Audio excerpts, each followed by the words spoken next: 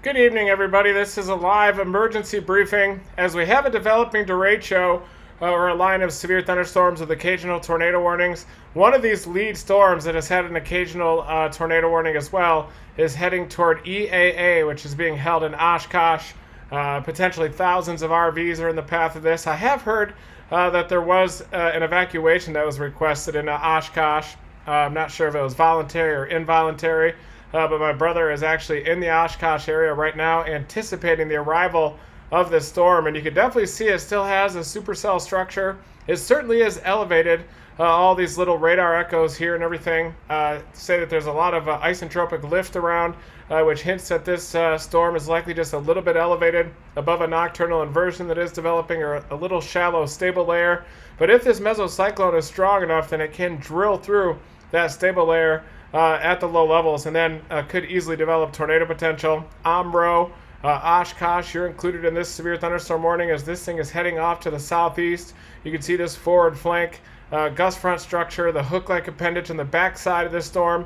You can even see the inflow streamers here condensing into this storm, so there is quite a bit of rainfall out ahead of this, some stratiform rain, but basically the inflow streamer is associated with a little bit of a pressure perturbation, and then you get condensation there within that inflow into this storm. So it certainly does have damaging wind potential.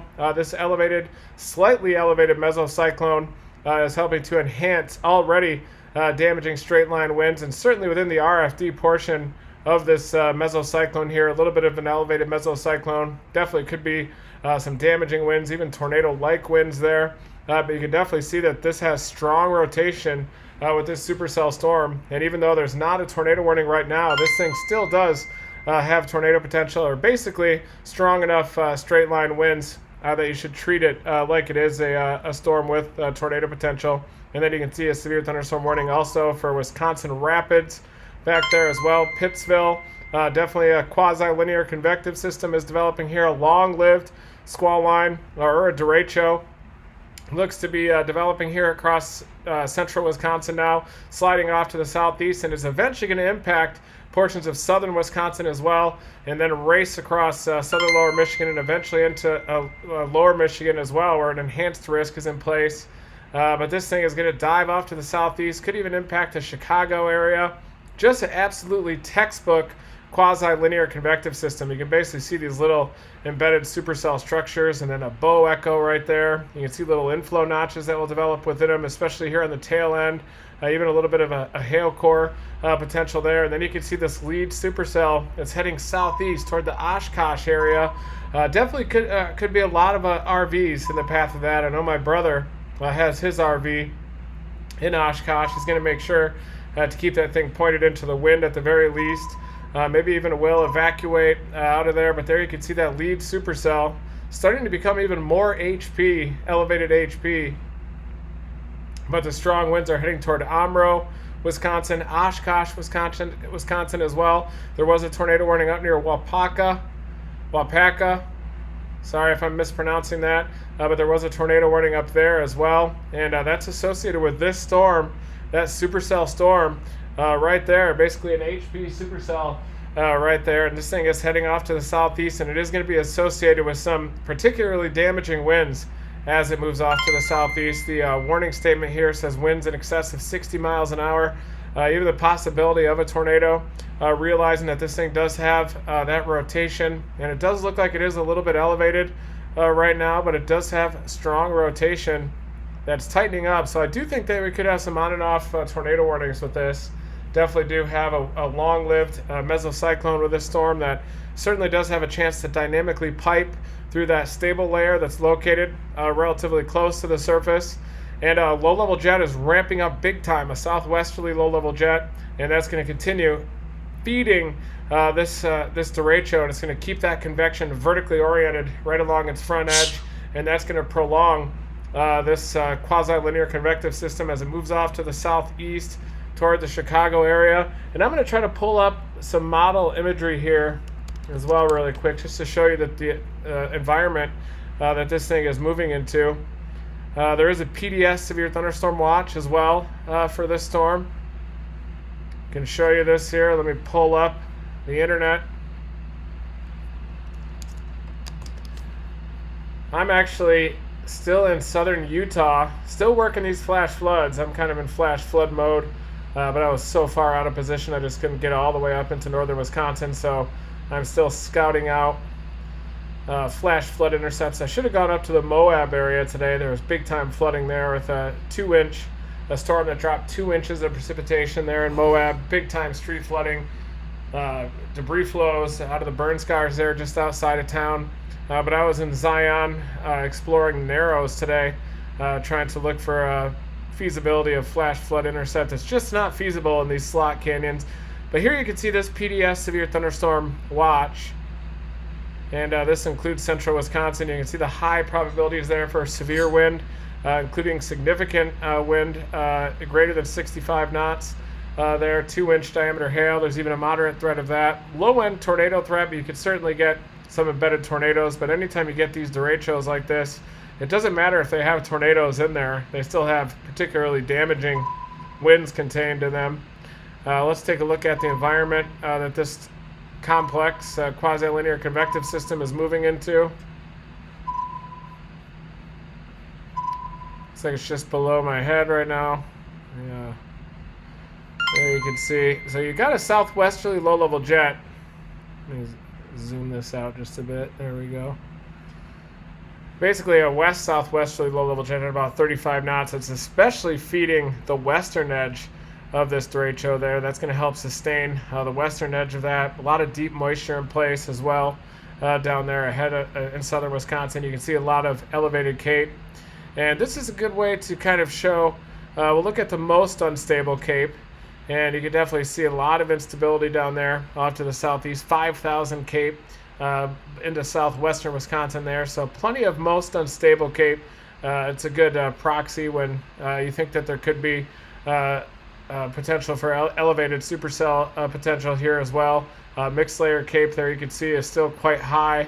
Not as much convective inhibition as there is with the surface-based cape. You look at the surface-based cape, you can see quite a bit of convective inhibition. But you look at some of these other proxies of cape, and you can see that there's a lot of elevated instability up there to keep this convection vertically oriented along the front edge of it. Plenty of bulk shear as well. Looking at 500 millibars, you get these northwesterlies. This is right along the leading edge of a 50-knot jet streak, so that's creating a lot of lift as well to maintain vertically oriented convective towers along the leading edge of that consolidating cold pool here. You're also going to mix down a lot of these strong winds at 850 and just above the ground. You got like 45, 50 knots there. This convection is transporting that wind down to the surface. Big time effective storm relative felicities here, and that's why we've had a couple of tornado warnings with these supercells, despite there being quite a bit of convective inhibition. So when you get a strong mesocyclone like that, it's capable of drilling through that convective inhibition, which is indicated there in blue. The blue hatch mark, hatch there, and this is sliding southeast right along the northern gradient of that mixed layer cape blob, the most unstable cape blob, even a surface-based cape blob there in southwestern Wisconsin. And look at all that cape down into northern Illinois as well, and that's going to sustain this convective complex 4 hours from now at about 8Z. That's in the early morning hours. Right now, what is it, about 10 o'clock, 11 o'clock Central Time. So that's going to be about 3 in the morning when this thing arrives in Chicago northern Illinois. Still, that cape blob is going to keep this thing going. A lot of bulk shear as well. We'll keep that convection vertically oriented right along the leading edge of that cold pool as it slides to the southeast through Wisconsin. So it does look like it's going to be in the Chicago area by about 3, 4, 5, about 3 in the morning. We can look at the look at the 3-kilometer NAM for timing here.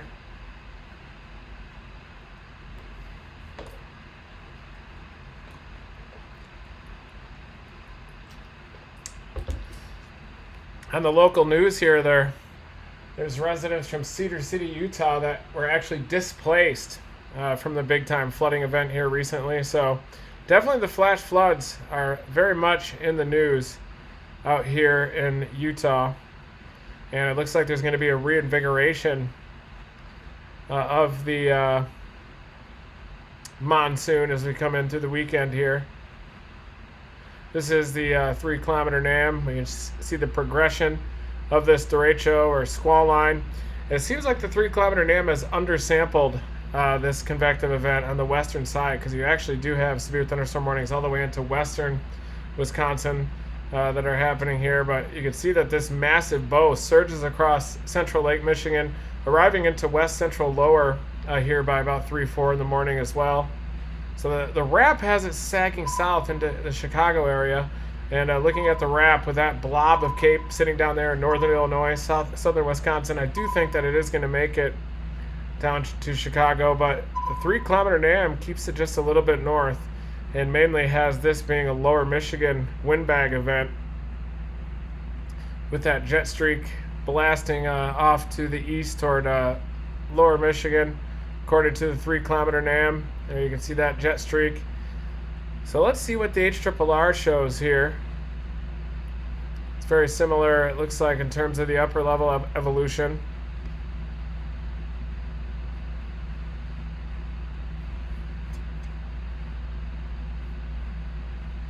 It looks like the HRRR did better sample the western edge of the squall line here by about this time. There you can see that quasi-linear convective system draped across central Wisconsin, which it is doing right now. So the HRRR seemed to do a pretty good job with the evolution of this quasi-linear convective system, or Derecho. We'll have to see just how widespread are the severe weather reports. But the HRRR also brings in the apex of this bow into west central lower Michigan, out near Muskegon, near even Ludington area there, down to our Grand Haven, bringing it in there about 3, 4, 5 in the morning. Still a big-time windbag event. But the HRRR also maintains the convective line through southern Wisconsin by about 9Z, whereas the wrap brings it further south, more rapidly into the Chicago area. But the HRRR and 3 kilometer NAM really peter out that line as it sags south, south of that deep layer shear. You start to get more tilted towers along the leading edge. So you may escape the greatest of the wind threat there in the Chicagoland area. And it looks like the HRRR and the 3 kilometer NAM bring the greatest dynamics into lower Michigan there as well. So let's go back to the radar and take a look at this long-lived windbag event, or Derecho, happening, moving off to the southeast. Severe thunderstorm warning for the location of the EAA event out there. Bunch of RVs were, and apparently a lot of expensive airplane aviation equipment out there as well. But it looks like this lead supercell, you can still make out its identity. You can see this RFD gust front right there, a little bit of a hook even, forward flank gust front, but the rest of the line is beginning to catch it rapidly, which could either squeeze out a short-term tornado threat with that storm, or it'll just absorb it completely and then cause the rotation to weaken, and then just get an expansion of that wind field coming into the Oshkosh area. But it still has an elevated mesocyclone, as you can see here on radar. It's about to move into the Omro area, and if that mesocyclone, which it looks like it is kind of drifting it toward the Oshkosh area, there's definitely going to be some enhanced damaging winds associated with that, especially on the southwest side of that mesocyclone, where the RFD winds are out of the northwest, same direction as the storm motion. So really that's where you're getting the most particularly damaging winds, and it looks like those are heading right in to the Omro area there. But we do have a PDS, Severe Thunderstorm Watch, continuing through the night tonight. Look at this massive outflow boundary right here. Big gust front, probably a mega shelf cloud right there. You can see everything is just blasting off to the south. Big time winds associated with that. There's no severe thunderstorm warnings with that because it has become a little bit displaced from the convection there, but there are severe thunderstorm warnings further west, closer to the Minnesota border, even out near Red Wing, Lake City areas, out there to the north of Arcadia. That line is sagging south, bringing with it damaging winds as well. So that's why there's a moderate risk out here, a pretty large area of damaging winds expected. And right now we are watching this lead supercell heading toward the Omro area that does have quite a nasty mesocyclone, and you can see a couple little areas here of tornado potential. It's like an anticyclonic whirl over there on that side, doesn't it? Looks like a little anticyclonic tornado potential there right behind this massive RFD gust front. And then at the cyclonic vorticity generation side of that RFD gust front, this is where you need to watch tornado potential, and that is kind of heading toward the Amro area. Right now, the tornado potential doesn't look incredibly robust, but it could be. Wouldn't be surprised if there is a tornado warning issued at any time. And I just got a message as well from my brother up there, Joel. Looks like he is looking at some really low res radar.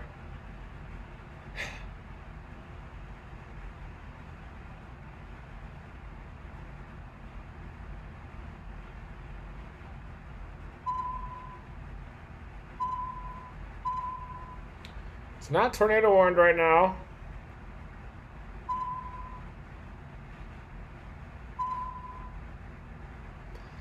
But it does have a severe thunderstorm warning. The rotation is a little bit diffuse now along the leading edge, which is good news on approach to the Oshkosh area.